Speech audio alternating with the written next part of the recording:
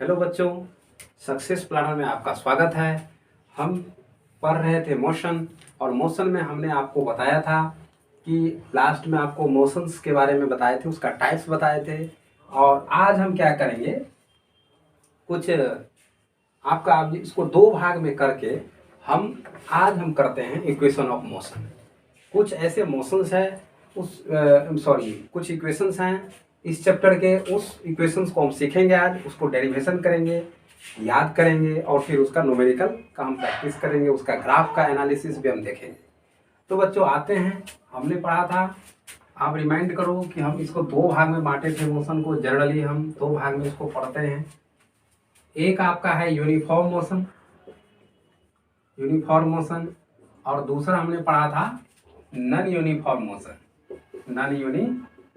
Motion. हमने आपको बताया था कि यूनिफॉर्म मोशन में क्या होता है कि आपका वेलोसिटी क्या होता है। आपका जो वेलोसिटी है, इसको v से सिंबल से डिनोट करते हैं, ये इसमें क्या होता है बच्चों, कांस्टेंट होता है। ये आपका टाइम के साथ इसमें किसी भी प्रकार का बदलाव नहीं होगा, no variation. Velocity will be always constant in the uniform motion. आप डिफाइन भी कर सकते हैं, आपको मैंने बताया था कि एक इक्वल टाइम पीरियड में आपका जो है एक स्पेसिफिक फिक्स्ड दूरी जब तय करे और हर टाइम इंटरवल में ऐसा ही हो, तब हम उस मोशन को क्या बोलते हैं, यूनिफॉर्म मोशन। और नॉन यूनिफॉर्म मोशन में बच्चों हमने देखा था, इसमें क्या होता है, आपका वेलोसिटी कांस्टेंट नहीं होता है, इसमें आपका आता है वेरिएशन। फिर हमने इसमें देखा था जो दो तरह के, हम एक वेलोसिटी एवरेज वेलोसिटी पढ़े थे, और एक पढ़ा था हमने एवरेज स्पीड। दो चीज इसमें हम पढ़े थे। स्वाभाविक है, जब नॉन यूनिफॉर्म मोशन होगा तो उसका हर सेकेंड में हर मोमेंट पर क्या होगा, आपका वेलोसिटी होगा चेंज। तो इसमें आपका क्या होगा, दो तरह के आपका वेलोसिटी आएगा इसमें। एक तो वेलोसिटी आपका आएगा एवरेज वेलोसिटी होगा, और एक आपका क्या होगा, इंस्टेंटेनियस वेलोसिटी। इंस्टेंटेनियस वेलोसिटी, दो तरह का वेलोसिटी होता है, तो घबराना नहीं है। एवरेज वेलोसिटी हम आपको बताए थे कि आपका एवरेज वेलोसिटी जो होता है, ये आपका इनिशियल स्पीड और फाइनल स्पीड अपॉन 2, यही आपका क्या होता है, एवरेज वेलोसिटी। और इंस्टेंटेनियस वेलोसिटी का मतलब, इसका हिंदी में आप समझ सकते हो, तात्क्षणिक, मोमेंटरली वेलोसिटी, इंग्लिश में उसको बोल सकते हैं मोमेंटरली, और आपको फिजिक्स की किताब में इंस्टेंटेनियस शब्द मिलेगा। घबराना नहीं है, इसके बारे में आप डिटेल में पढ़ोगे कब, 11th में जब आप जाओगे तो वहाँ पर मैकेनिक्स में आप पढ़ोगे इंस्टेंटेनियस वेलोसिटी के बारे में। इंस्टेंटेनियस वेलोसिटी का मतलब होता है, जैसे मान लो आप बाइक चला रहे हो और आपको 5 मिनट लगता है आपको कहीं जाने में, ए से लेकर बी पोजीशन पर, तो आपका साथी कोई पीछे में बैठा हुआ है, वो पूछेगा कि आप बताओ, आगे में आपका दोस्त रोहित चला रहा है और रोहित से पूछ रहा है सुरेश जो पीछे में बैठा है कि 4 मिनट और 41वां सेकेंड में आपसे पूछ रहा है कि अभी जस्ट बताओ कि इस समय आप जो गाड़ी चला रहे हो वो किस स्पीड से चल रहा है, गाड़ी किस वेलोसिटी से गाड़ी मूव कर रहा है। तो आपको क्या करेगा, गाड़ी में आपके कई सारे क्लॉक्स लगे होते हैं, उसमें आपका दो देखना रीडिंग रहता है, एक आपका स्पीडोमीटर और एक होता है ओडोमीटर। गाड़ी में जो आपका स्पीडोमीटर होता है, ये स्पीडोमीटर आपको क्या दिखाता है, ये स्पीडोमीटर आपको शो करता है इंस्टेंटेनियस वेलोसिटी। हर इंस्टेंट का आपको वेलोसिटी दिखाएगा। देखना कि ऐसे ऐसे आपका कांटा होता रहता है, ऊपर नीचे आपका नीडल होता रहता है। अब जैसे एक्सलेट करोगे गाड़ी को, आपका स्पीड ऐसे ऐसे शो करेगा, बढ़ने लगेगा। हर मोमेंट का आपका स्पीड वो शो करता है गाड़ी में। तो ये जो डिवाइस लगा होता है वो आपका यही स्पीडोमीटर होता है। और दूसरा एक और लगा होता है, उसको क्या बोलते हैं बच्चे, वो होता है ओडोमीटर। ओडोमीटर क्या शो करता है, ओडोमीटर आपका शो करता है कि आप कितना दूरी तय कर रहे हो। वो आपका दूरी डिस्टेंस को क्या करता है, आपका डिस्टेंस को क्या करता है, ये मेजर करता है। ओडोमीटर आपका क्या करता है, आपका डिस्टेंस शो करेगा। ये स्पीडोमीटर आपका इंस्टेंटेनियस वेलोसिटी बताता है। तो ये हमने समझ लिया। बट मैथमेटिकली स्पीडोमीटर यदि मान लो आपका गाड़ी में लगा हुआ है, लेकिन आप उसको मैथमेटिकली कैसे कैलकुलेट करोगे, तो इसका एक इक्वेशन है, आप आगे जाकर विस्तार से पढ़ोगे, सुविधा के लिए मैं आपको यहाँ पर लिख देता हूँ। इसका आपका होता है instantaneous velocity equal to ds upon dt। उसी तरह आपका इंस्टेंटेनियस एक्सेलरेशन होता है dv अपॉन dt। ठीक है, तो ये आपका होता है, घबराने की बात नहीं है, बस इसको आपको बस इतना बता दिए हैं कि इसको आपको कहाँ पढ़ना है, 11th में पढ़ोगे आप।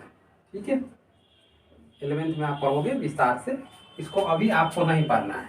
9th में बस आपको जो है एवरेज वेलोसिटी पढ़ना है और एवरेज आपका स्पीड पढ़ना है। तो इतना आपको समझ में आ जाना चाहिए। यहाँ पर आपका वेलोसिटी कांस्टेंट हो जाएगा, तो यहाँ पर क्या हो जाएगा, आपका एक्सेलरेशन क्या हो जाएगा, यहाँ पर 0 होगा, क्योंकि एक्सेलरेशन क्या है, the rate of change of velocity. हम आपको एक्सेलरेशन के बारे में बताते हैं, फिर हम इसको और आगे पढ़ते हैं। तो चलो बच्चों, हम यहाँ पर मिटाते हैं इसको और आगे देखते हैं।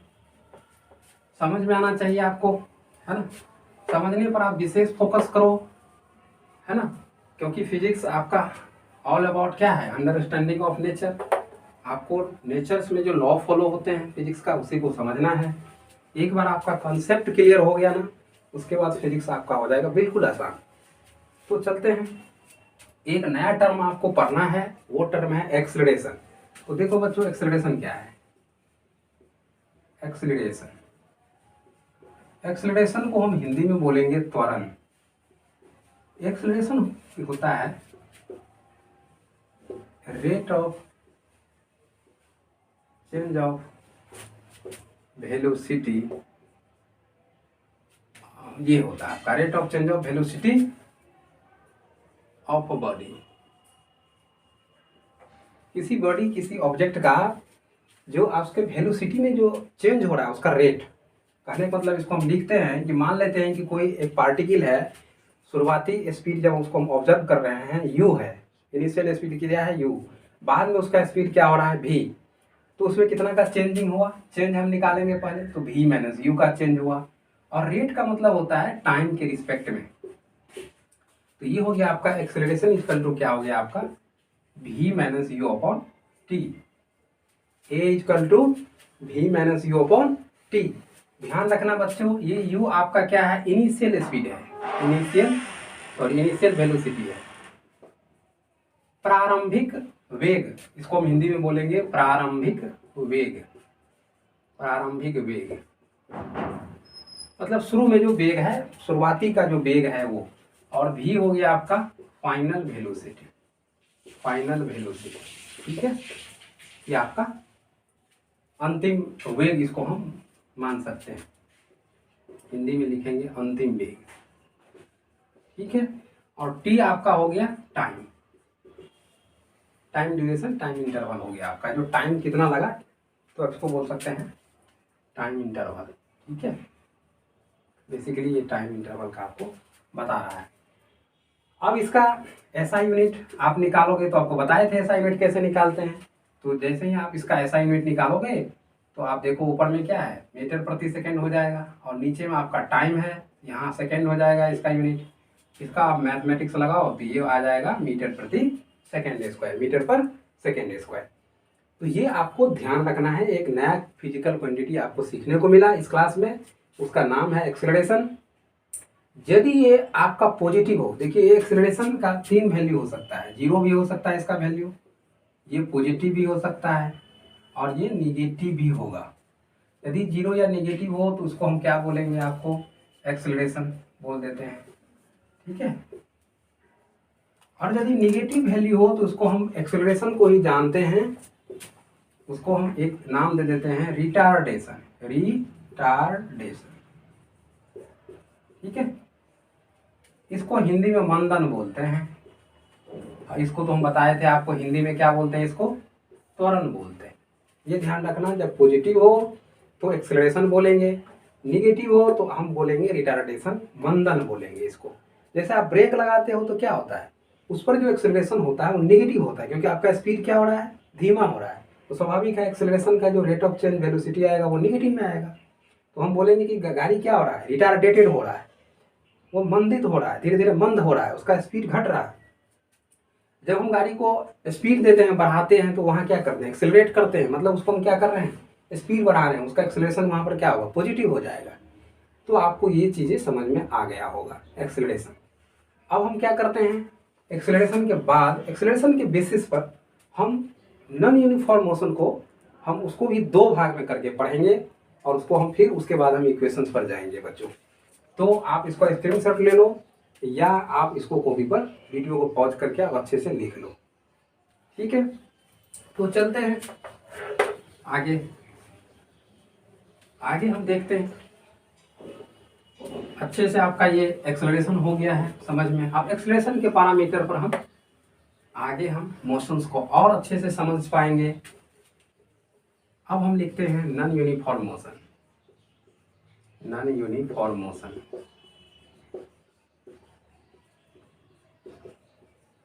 देखो बच्चों, नॉन यूनिफॉर्म मोशन में हमने अभी पढ़ा था, इसमें क्या होता है, आपका वेलोसिटी कांस्टेंट नहीं होता है, ये हमेशा बदलता रहेगा। तो नॉन यूनिफॉर्म मोशन को भी हम बदलते हैं दो भाग में। दो भाग में इसको हम बांट कर पढ़ेंगे, और हमको क्या होगा, अच्छे से मोशन चैप्टर में क्लैरिटी लाने के लिए आपको नॉन यूनिफॉर्म मोशन को दो भाग में बांटेंगे। एक आपका होगा एक्सिलरेटेड मोशन, इसको ऐसे लिखते हैं पूरा, सॉरी मिटाते हैं, यूनिफॉर्मली एक्सिलरेटेड मोशन, एक समान त्वरित गति, इसको हिंदी में बोलेंगे एक समान त्वरित गति। और एक होगा आपका नॉन यूनिफॉर्मली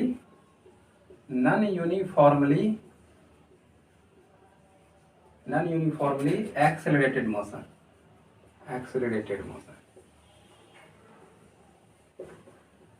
असमान त्वरित गति। अब बच्चों देखो, इसमें और इसमें क्या अंतर है। तो जैसे हमने पढ़ा था यूनिफॉर्म मोशन और non uniform motion according to the basis of किसके, वेलोसिटी के आधार पर। तो लेकिन इसको हम समझेंगे एक्सेलरेशन के आधार पर। एक्सेलरेशन के बेसिस पर हम यहाँ दो भाग में इसको बांटते हैं। इसमें आपका देखो यूनिफॉर्म शब्द से ही आपको पता चल जाएगा, यूनिफॉर्म का मतलब क्या होता है, एक समान, हमेशा समान रहने वाला। तो यहाँ दोनों, इसमें यूनिफॉर्म में क्या समान रहेगा बच्चों, एक्सेलरेशन समान रहेगा, और यहाँ एक्सेलरेशन क्या होगा, समान नहीं रहेगा। तो यहाँ आपको एक्सेलरेशन क्या होगा, इस केस में आपका एक्सेलरेशन जो होगा, ये आपका होगा एक्सेलरेशन, यहाँ पर होगा कांस्टेंट। क्या होगा आपका एक्सेलरेशन, यहाँ पर होगा कांस्टेंट, ठीक है। तो आपको ये समझ में आ गया। नॉन यूनिफॉर्म में एक्सेलरेटेड मोशन में क्या होता है, एक्सेलरेशन जो होगा यहाँ पर, ये कांस्टेंट नहीं होता है, ये हमेशा बदलता रहता है, चेंज होता रहता है। और आपको बताए भी थे, एक्सेलरेशन जब बदलता रहेगा तो क्या आएगा इसमें, तो इसमें आपका आएगा क्या, इसमें आएगा इंस्टैन्टेनियस एक्सेलरेशन। इंस्टैन्टेनियस एक्सेलरेशन की बात इस यहाँ पर आएगा। और इंस्टैन्टेनियस एक्सेलरेशन को यदि मान लेते हैं हम ए से डिनोट करते हैं, तो यहाँ पर इसका मैथमेटिकल इक्वेशन होगा A equal to dv upon dt। इसको और आप तोड़ोगे तो ये आएगा v dv अपॉन ds।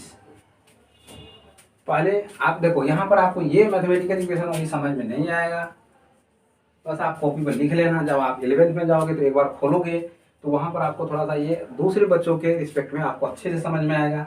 मैं इसीलिए आपको ये थोड़ा सा बता दिया वहाँ पर, ताकि आप कैटेगराइज कर सको वहाँ पर, उसको बढ़िया से आप टाइप्स में बदल कर आपको अच्छे से समझ में आ जाए।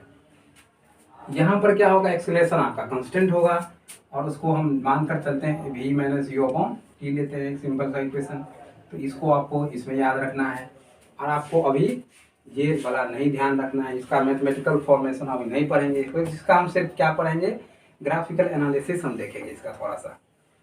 आपका जो कुछ भी पढ़ना है, आपको क्या पढ़ना है मेनली 9th क्लास में आपको, तो आपको यही पढ़ना है, ठीक है। यूनिफॉर्मली एक्सेलरेटेड मोशन ही आपको अभी पढ़ना है। तो चलते हैं, अब हमने देख लिया ये आपका जो यूनिफॉर्मली एक्सेलरेटेड मोशन और नॉन यूनिफॉर्मली एक्सेलरेटेड मोशन दो भाग में डिवाइड करके हमने नॉन यूनिफॉर्म मोशन को अच्छे से समझ लिए हैं। अब मुझे आशा है कि आप लोग अच्छे से समझ लिए होंगे। तो हम अगला कदम उठाते हैं, अब हम डेरिवेशन करेंगे इक्वेशन का और देखते हैं कि कौन कौन सा इक्वेशन हम लोग को मिलता है। तो चलते हैं, इसे आप स्क्रीनशॉट ले लो या उसे कॉपी में अच्छे से आप नोट कर लो। ठीक है बच्चों, आगे बढ़ते हैं।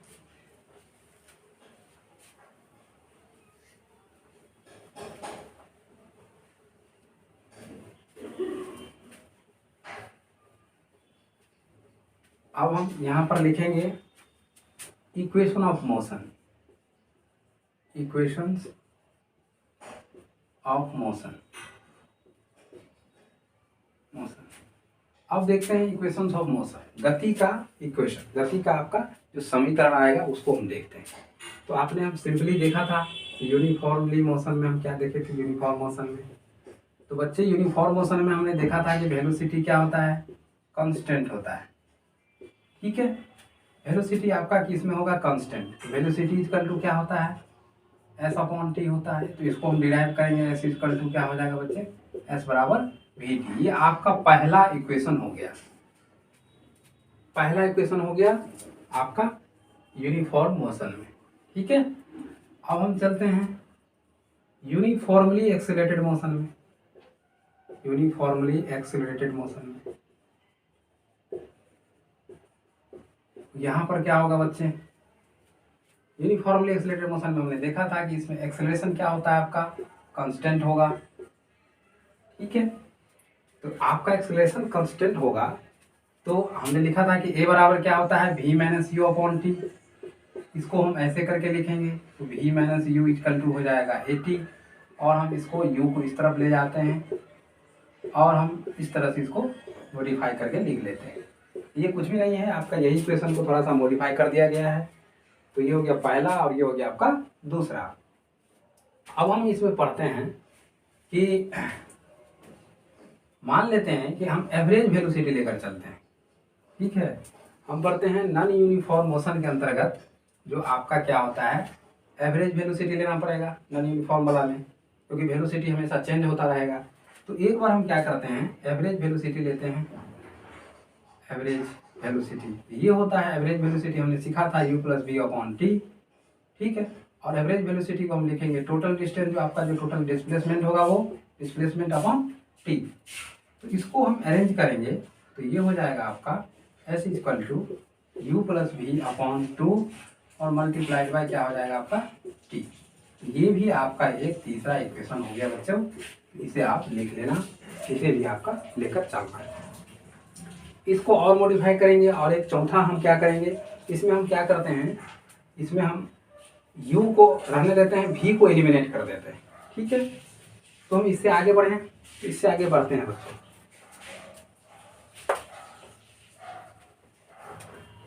यहाँ तक हमने कर लिया।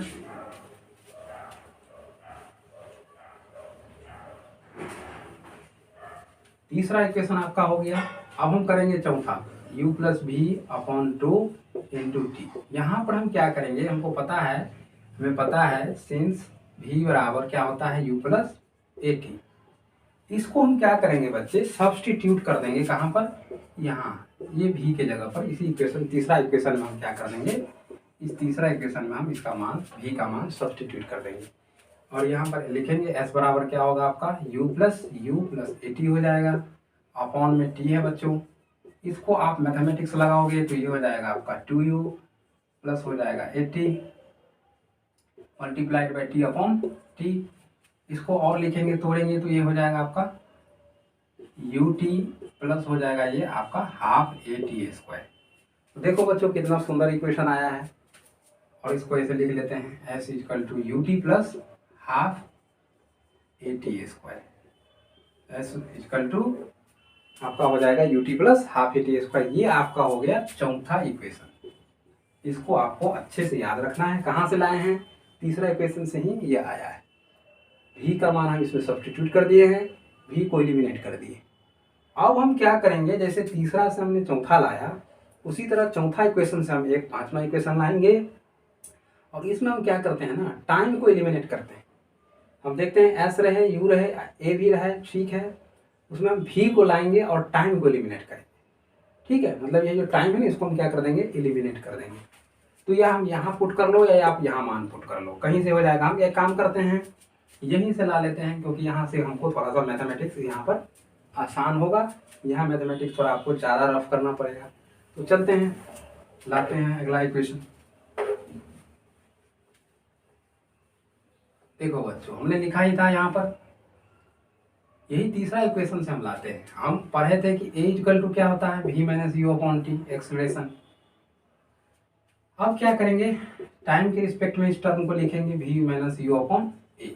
अब या क्या करेंगे, इस वैल्यू को यहाँ पुट करेंगे। एक पहले वाले पिछले वाले में मैंने क्या किया था, वहाँ पर हम लोगों ने v को सब्स्टिट्यूट किए थे, यहाँ पर हम किसको सब्स्टिट्यूट कर रहे हैं, t को कर रहे हैं। t को हमको, जिस चीज़ को हमको एलिमिनेट करना है उसका वैल्यू हम इसमें पुट कर देंगे। आपने मैथ में पढ़ा भी होगा एलिमिनेशन, तो यही है, एलिमिनेशन कर रहे हैं यहाँ पर। अब हम लिखेंगे यहाँ पर u plus v upon t, और ये हो जाएगा आपका v minus u upon a. अब देखो बच्चों, आपने पढ़ा होगा अलजेब्रिक आइडेंटिटीज के बारे में, आपने पढ़ा होगा 7वीं क्लास 8वीं में पढ़ा होगा। टोटल कितने अलजेब्रिक आइडेंटिटीज होते हैं बच्चे, 12 होते हैं। टोटल आपका फंडामेंटल अलजेब्रिक आइडेंटिटीज 12 होते हैं। उसमें आपका तीसरा नंबर का जो आइडेंटिटी क्या है, ए स्क्वायर माइनस बी स्क्वायर बराबर क्या होता है, ए प्लस बी इंटू ए माइनस बी। ये आपने पढ़ा होगा 7वीं क्लास में ही, आपको ये पढ़ा, टीचर पढ़ाए होंगे। यही चीज़, यही इसका फायदा, इस अलजेब्रिक आइडेंटिटीज का हम कहाँ लगाएंगे, यहाँ पर। और देखो यहाँ पर आप इसको ए मान लेते हैं, क्या करते हैं, इसको ए मान लेते हैं, इसको हम भी मान लेते हैं, सॉरी बी मान लेते हैं। इसी तरह आपका ये ए और ये क्या हो जाएगा, बी। तो ए प्लस बी इंटू ए माइनस बी, तो इसका रिवर्स क्या हो जाएगा, ए स्क्वायर माइनस बी स्क्वायर। तो वही करेंगे काम यहाँ पर। आपका ये हो जाएगा v square minus u square upon 2a। अब क्या करना है, इसको इधर ले आते हैं, तो ये हो जाएगा आपका 2as बराबर हो जाएगा v square minus u square. 2as equal to v square minus हो गया आपका यू स्क्वायर। अब क्या करते हैं, तो भी स्क्वायर बराबर हो जाएगा आपका यू स्क्वायर प्लस 2as, ये आपका हो गया। तो ये इक्वेशंस जो है आपका हो जाएगा, चौथा हो गया था, ये आपका 5वां हो गया है। तो इस 5वां इक्वेशंस को आप कॉपी पर लिख लो और इसे भी आपको याद रखना है। अब हम एक इक्वेशंस और करेंगे, ठीक है। अब हम एक इक्वेशंस आपका और करते हैं। तो बच्चों, अगला हम इक्वेशंस करेंगे। ये इक्वेशंस आपके बुक में नहीं दिया है, लेकिन बड़े बड़े एग्जामों में, जैसे ओलंपियाड वगैरह के एग्जामों में आपका इससे क्वेश्चन आएगा। अच्छी आप कॉम्पिटिटिव एग्जाम दोगे तो वहाँ पर आपका इससे क्वेश्चन डायरेक्ट आपको आ जाता है। तो हम अगला पढ़ते हैं, displacement travel in n second. nवें सेकेंड में तय की गई दूरी, इसे हिंदी में आपको मिलेगा nवें सेकेंड में, nवें सेकेंड में तय की गई दूरी, तय की गई विस्थापन या दूरी मान लेते हैं यहाँ पर। होगा s का मतलब हमेशा आप समझना विस्थापन, डिस्प्लेसमेंट। बट आपको दूरी भी लिख, जब किताब में कहीं दूरी लिखा हुआ है तो आपको क्या समझना है, डिस्प्लेसमेंट ही समझना है। ये आप दूरी ऐसे लिखा रहेगा, लेकिन आपको समझना क्या है, विस्थापन। इसमें होता क्या है बच्चे, कि जैसे आप गाड़ी चला रहे हो और कोई गाड़ी, जो गाड़ी होता है, जैसे हाइपरलूप का कॉन्सेप्ट अब आ रहा है। अब ऐसी गाड़ियाँ आएगी भविष्य में कि आपका 1 घंटा में ही आप क्या हो जाओगे, भारत से, मुंबई से आप कहाँ चले जाओगे, रसिया चले जाओगे, रसिया का राजधानी। 1 घंटा में आप, 2 घंटा के अंदर आप अमेरिका चले जाओगे इंडिया से। मतलब इतना फास्ट, ऊपर फास्ट व्हीकल आने वाले हैं आने वाले दिनों में। और ऐसा जो गाड़ी में जो ये कंसेप्ट आ रहा है उसको हाइपरलूप कंसेप्ट बोला जा रहा है। और इस पर जो है तैयारियां भी हो चुकी है। इस चीज़ को जो है एक्सपेरिमेंटली प्रूव कर भी दिया गया है। अब क्या है, इस पर रूल्स और रेगुलेशंस बन रहे हैं। गवर्नमेंट जो है थोड़ा सा इसमें पीछे चल रहा है, लेकिन उम्मीद है कि ऐसा हाइपरलूप वाली गाड़ियाँ आपको 5 से 6 सालों के बाद देखने को मिलेगी। और फिर आपको यात्रा का आनंद जो आप उठाते हैं, लंबी लंबी यात्राएं करते हैं, 3-3, 4-4 दिन आप बड़े मुंबई जाते हो, पटना से 3 दिन आपको लग जाता है। साउथ की तरफ जाओगे तो 4 दिन आपको लग जाएगा ट्रेन से। यहाँ तक हाइपरलूप की गाड़ियाँ इतना स्पीड उसमें होगा कि आपको उससे यात्रा करना कई गुना ज़्यादा आपका बेहतर लगेगा विथ रिस्पेक्ट टू एरोप्लेन से भी। तो ऐसे ही आपको भविष्य में मिलेगा। तो आपका जैसे आपका गन है, बुलेट है, ये कई सारी जैसे सुपरसोनिक डिवाइसेस जब चलाया जाता है तो उसमें क्या होता है कि बहुत तीव्र उसका चाल क्या होता है, स्पीड बहुत ही ज़्यादा हाई होता है। तब हमको क्या करना पड़ता है, तो हम पूरे ये देखते हैं कि 1 सेकेंड में गाड़ी एक मतलब टाइम ड्यूरेशन में 1 सेकेंड के टाइम ड्यूरेशन में गाड़ी ने कितना दूरी तय कर लिया, क्योंकि जिसका स्पीड जितना ज़्यादा होगा वो उतना ही ज़्यादा दूरी तय करेगा। तो हम क्या करते हैं, वहाँ पर पूरी दूरी ज्ञात कर लेते हैं, साथ ही साथ किस मोमेंट में कितना दूरी तय किया गया है। जैसे स्पेस में रॉकेट्स वगैरह चलते हैं, सैटेलाइट वगैरह चलते हैं, तो उसमें क्या करता है, ये फॉर्मूला लगाकर हम वहाँ पर देखते हैं कि इस सेकेंड में जो डिवाइस कितना दूरी तय कर रहा है। स्पेस में आप जाओगे तो क्या होता है, वहाँ पर टाइम चेंज हो जाता है। हर जगह आपका हर स्पेस में टाइम उसका अपना अपना टाइम होता है। धरती का अपना टाइम जोन है, जुपिटर्स पर जाओगे उसका अपना। तो वो आपका मोशंस और स्पेस दो चीज़ पर डिपेंड करता है टाइम। उसको आप रिलेटिव फिजिक्स में पढ़ोगे, जब आप 11वीं में आप फिजिक्स पढ़ोगे तो वहाँ पर आपको एक चैप्टर मिलेगा, रिलेटिव टर्म आएगा। वहाँ पर आइंस्टाइन ने बहुत ही सुंदर सुंदर इक्वेशन दिए हैं, और आपको वहाँ पर देखोगे तो आपको फिजिक्स का एक अलग ही, अभी आप जितना भी पढ़ोगे आप 12वीं तक लगभग न्यूटनियन फिजिक्स पढ़ोगे। न्यूटन के प्रभाव में जो फिजिक्स लिखा गया है वो पढ़ोगे। आगे जाओगे तो न्यूटन जो थ्योरी दिया है ना, वो थ्योरी भी क्या हो जाता है, थोड़ा थोड़ा जो है ना, वो भी क्या हो जाता है, फेल्योर होने लगता है। और उसको भी बड़े लेवल पर समझाने के लिए, क्योंकि वो भी आपका सोलर सिस्टम के अंतर्गत बहुत बड़े जोन में जो है वो लॉ, जो आपका न्यूटन्स का लॉ पढ़ोगे, ग्रेविटेशन लॉ, वो भी फेल करने लगता है। वहाँ पर आपका टाइम को लेकर फेल करने लगता है, और चीज़ें के लिए सही है। तब उस टाइम जोन को समझाने के लिए आइंस्टाइन ने, फिर वहाँ से शुरुआत होता है आइंस्टाइनियन फिजिक्स का, वो रिलेटिव फिजिक्स का। तो वहाँ पर आपको बहुत ही मज़ा आएगा, आप देखोगे, है ना। जैसे आप हॉलीवुड की बहुत सारी स्पेस वाली मूवी देखना, पैरेलल यूनिवर्स की मूवी देखो, मल्टीपल यूनिवर्स पर मूवी बन रही है कि बहुत सारे यूनिवर्स है। स्ट्रिंग थ्योरी के अनुसार आपको उस थ्योरी में दिया गया है कि हर यूनिवर्स का आपका टाइम जोन अलग अलग है। तो उसमें आप अच्छे से समझोगे, आपको मज़ा आएगा। तो इसी तरह यहाँ भी है, आपका हाई जो हाइपर स्पीड होगा किसी भी गाड़ी का, तब वहाँ पर हम डिस्प्लेसमेंट निकालते हैं, 1 सेकेंड के अंदर हम निकालना चाहते हैं। तो जैसे कोई भी गाड़ी चला तो हम मानते हैं कि nवें सेकेंड में तय की गई दूरी का मतलब होता है n सेकेंड, मतलब n-1 सेकेंड से लेकर n सेकेंड के बीच में, इस इंटरवल टाइम में कितना दूरी तय किया गया। मान लेते हैं ये Sn दूरी तय किया, तो इसी Sn दूरी को हमको फाइंड करना है। और एक्सेलरेशन मानकर चलते हैं कि a एक्सेलरेशन से गाड़ी चल रहा था। तो चेक करते हैं, हम Sn बराबर लिखेंगे, यहाँ पर वही सूत्र लगाएंगे, ut plus half T square वाला, है ना। तो यहाँ पर लगाते हैं, s बराबर होगा आपका ut, यहाँ पर टाइम t क्या हो जाएगा आपका n हो जाएगा, तो ut plus half a T square, half an square, और फिर घटाएंगे तो फिर ये हो जाएगा इसको, क्योंकि जितना दूरी n-1 सेकेंड तक तय किया गया है और जितना n तक तय किया गया है शुरुआत से, तो इसमें से इसको यदि हम जो दूरी n सेकेंड तक तय किया गया है उसमें से n-1 सेकेंड तक तय की गई दूरी को यदि हम घटाते हैं तो स्वाभाविक है इस बीच में, इस टाइम ड्यूरेशन में हमको 1 सेकेंड के अंदर में कितना दूरी हमने तय किया वो हमें निकल जाएगा। तो वही काम हम कर रहे हैं बच्चों, इसको घबराना मत। ये हुआ 0 से लेकर n-1 सेकेंड तक तय की गई दूरी, और फिर n सेकेंड तक तय की गई दूरी निकाल लेते हैं। तो इसको इसमें से घटाएंगे तो स्वाभाविक है ये जहाँ तक तो कॉमन ही आएगा, ये कैंसिल हो जाएगा, बचेगा क्या, यही तो बच जाएगा। तो वही निकाल रहे हैं, तो यहाँ हो जाएगा n-1, यहाँ टाइम हो गया ये बच्चे, ठीक है ना, ये टाइम यहाँ हो गया, ये पीछा उलट है। और आपका फिर होगा half a T square, n-1 का होल स्क्वायर। इसको कैलकुलेट करेंगे तो un हो जाएगा आपका, इधर ये हाफ an स्क्वायर हो जाएगा बच्चे। अब इसको हम तोड़ेंगे तो ये हो जाएगा आपका un माइनस u, और यहाँ पर हो जाएगा आपका half a n square plus 1 minus हो जाएगा 2a, ठीक है। यहाँ पर a माइनस बी का होल स्क्वायर लगा दिए, a square plus b square minus 2ab। अब देखो बच्चों, इसको हम कैंसिल कर देंगे, ये आपका हो जाएगा half a n square minus u हो गया यहाँ पर, और यहाँ पर इसको और तोड़ेंगे तो ये आपका half a n square minus half a plus आपका हो जाएगा हाफ ए इंटू 2n। और फिर देखो बच्चों ये दोनों भी आपका कैंसिल हो गया है ना। तो अब हम आगे फिर बढ़ते हैं। अब यहाँ पर देखते हैं, आपका यहाँ कॉमन ले लेंगे, यहाँ माइनस यू हो जाएगा आपका, और फिर यहाँ पर कॉमन ले लेंगे, आपका कितना हो जाएगा a/2 आपका कॉमन हो जाएगा यहाँ पर। तो ब्रैकेट में आपका आ जाएगा 2n, यहाँ पर